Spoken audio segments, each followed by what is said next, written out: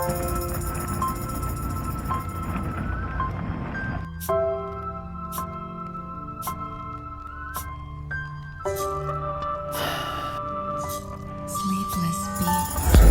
ជីវិតកាលពីក្មេងចង់ឲ្យខ្លួនឯងឆាប់អមព្រោះគិតថាខ្លួនរស់នៅដូចជីវិតដែលជាប់កុំចង់ធ្វើអ្វីក៏ពិបាកធ្វើមិនដូចជាអារម្មណ៍តែមានរ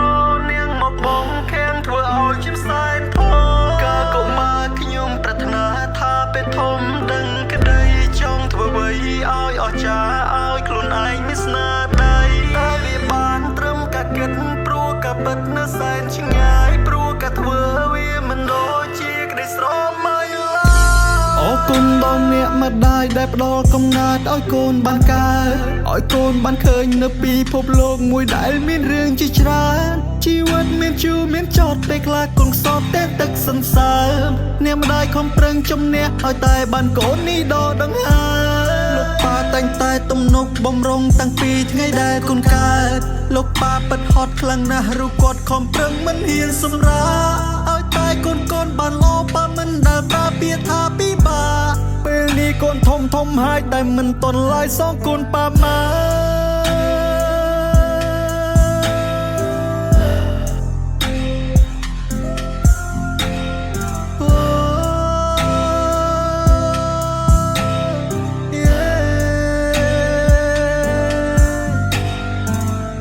ធំដឹងក្តីទៅដឹងអ្វីខុសពីកាលដែលខ្ញុំនៅក្មេងកាលពីមុនគិតតែរត់លេងមិនដែលគិតរឿងផ្សេងចិត្តមិនដែលចំបែកអារម្មណ៍នឹងតែសប្បាយមិនដែលខ្វល់មិនដែលខ្វាយរឿងរ៉ាវដែលបានកើតឡើងឡើយតែពេលនេះកូនធំដឹងក្តីទៅដឹងជីវិតពិតមិនស្រួលឡើ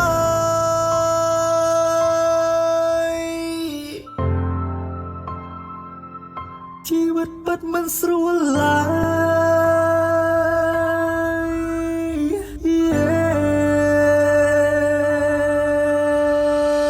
ចំរៀងមួយបទនេះខ្ញុំសរសេរតាក់តែងចេញពីចិត្តនឹងបេះដូងទាំងទឹកភ្នែកនៅក្នុងពន្លឺដួងរាត្រីឲ្យខ្ញុំតាក់តែងឆ្លងពេលរហូតព្រឹកស្អាតខ្ញុំច្រៀងទាំងអូលដើមកមិនដឹងដល់ពេលណាទើបអាចជួយឲ្យគ្រួសារបានល្អផ្លូវជីវិតវែងឆ្ងាយរាយមាយដូចជាខ្សែអំបងពេលខ្លះក៏រីងរាយពេលខ្លះក៏សោកក្រទូកំប្រឹងអស់កម្លាំងចង់ទៅតាំងតែធ្វើវាមិនងាយតែខ្ញុំត្រូវតស៊ូគ្រប់ពេលនេះហើយគឺជាជីវិតមិនមែនរឿងប្រឌិតដែលកើតឡើងងាយអរគុណដល់អ្នកម្ដាយដែលផ្ដល់កំណើតឲ្យកូនបានកើតឲ្យកូនបានឃើញនៅពិភពលោកមួយដែលមានរឿងជាច្រើនជីវិតមានជូរមានចត់ពេលខ្លះកូនខ្សត់តែទឹកសន្សើមអ្នកម្ដាយខំប្រឹងជំនះឲ្យតែបានកូននេះដកដង្ហើមលោកប៉ាតែងតែទំនុកបំរុងតាំងពីថ្ងៃដែលកូនកើតលោកប៉ាពិតហត់ខ្លាំងណាស់រូបគាត់ខំប្រឹងមិនហ៊ានសម្រា